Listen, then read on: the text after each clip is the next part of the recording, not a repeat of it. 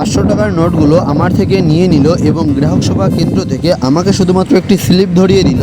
এই এভরিওয়ান, কেমন আছো তোমরা সবাই? এখন কত বাজে দেখবে? এখন হচ্ছে আমার সকাল। এই দেখো, এখন বাজে 12টা 54 বাজে। আমাদের প্রোগ্রাম ছিল কালকে কাষ্টখালি, ঠিক আছে, কাষ্টখালি পশ্চিমপল্লী। প্রোগ্রাম করে আমাদের রুমে ফিরতে সকাল হয়ে গেছে বলতে পারো, প্রায় 5টা বেজে গেছে প্রোগ্রাম শেষ করে রুমে ফিরতে।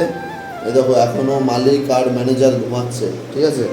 এখন প্রায় 1টা বাজতে যায় আর মালিক আর ম্যানেজার এখনও ঘুমাচ্ছে। আর এইদিকে আমার তো ঘুম ভেঙে গেছে, তাই আমি আর ড্রাইভার দাদা যাবো, মানে আমাদের রাকেশ দাদা। এখন যাবো একটু বাজারে গিয়ে কিছু কিনে আনবো। রাকেশ দাদা বলছে আজকে দেখা যাক কী খায়। আমরা প্রায় দিনই সকালবেলা ডিম কিনে নিয়ে আসি, দুটো ডিম নিয়ে এসে সেদ্ধ করে খেয়ে নিই, ঠিক আছে। মালিক আর ম্যানেজার কখন ঘুম থেকে উঠবে ঠিক নেই, বুঝলে। তাই আমি আর এই যে রাকেশ দাদাই বেরিয়ে পড়লাম বাজারে যাওয়ার জন্য। গিয়ে এখন কিছু কিনে নিয়ে এসে রান্না করে আমরা খাবো। চলো বাজারে যাই, ঠিক আছে। দাদার গাড়িতে উঠি, তারপরে আবার কথা হচ্ছে তোমাদের সাথে। গাড়ি টাড়ি ঝাড়াঝাড়া কমপ্লিট। এখন আমরা যাব বাজারে, ঠিক আছে। বাজারে গিয়ে মাছ, মাংস, ডিম দেখা যাক কী নেওয়া যায়, নিয়ে এসে রান্না করে আমরা দুজন খেয়ে আবার শুয়ে পড়বো। তারপরে মেয়েগুলো যখন উঠবে তারপরে ওদের ব্যবস্থা মালিক করবে, ঠিক আছে। মালিক ওদের ব্যবস্থা করবে, ওরা কি খাবে কি না খাবে। ভাই এখন আমাদের খিদেই পেটে ছুঁচোয় ডন মারছে, তাই আমি আর দাদা দুইজন মিলে গিয়ে মাছ অথবা মাংস, ডিম কিনে নিয়ে এসে রান্না করে দুজন মিলে খেয়ে নেবো, ঠিক আছে।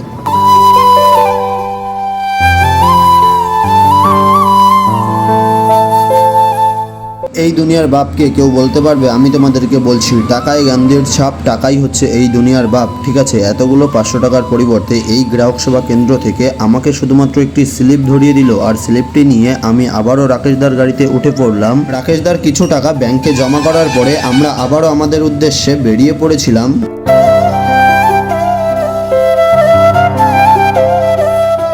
নন্দকুমার মোড় থেকে শুরু করে দীঘা যাওয়ার রোডে, হলদিয়া যাওয়ার রোডে আমরা সব জায়গায় অনেক খুঁজেছিলাম, কিন্তু কোথাও সেই রকম ভালো চায়ের দোকান পাইনি যে একটু চা খাবো। তাই শেষ একটি চায়ের দোকানেও চা না পেয়ে প্রতিদিনের মতো সকালবেলা 2টি করে ডিম সিদ্ধ খাওয়ার জন্য 4টি ডিম নিয়ে আমি আর রাকেশ দা রওনা দিয়ে দিয়েছিলাম রুমে যাওয়ার উদ্দেশ্যে। রুমের সামনে আসার পরে আমি গাড়ি থেকে নেমে সোজা রুমে গিয়ে ডিমগুলো সেদ্ধ বসিয়ে দিয়েছিলাম। ডিম সিদ্ধ করা কমপ্লিট হয়ে গেলে ডিমগুলোকে ছাড়িয়ে নিয়ে ডিম খাওয়ার কাজটাও আমরা শুরু করে দিয়েছিলাম। আর এইদিকে আমি ডিমগুলোকে হাফ বয়েল করে সেদ্ধ করেছিলাম। আমরা তো দুইজনের জন্য 4টি ডিম এনেছিলাম, কিন্তু একটি করে ডিম আমরা সেদ্ধ খেয়েছিলাম আর বাকি আরেকটি করে ডিম আমরা রেখে দিয়েছিলাম। দুপুরবেলা ডাল ভাত রান্না হবে, তার সাথে আমরা অমলেট করে খাবো। সেই কারণে তোমাদের ভালোবাসায় আজকের মতো ভিডিওটি এখানেই শেষ করলাম। ভিডিওটি কেমন লাগলো কমেন্ট করে জানিও। টাটা।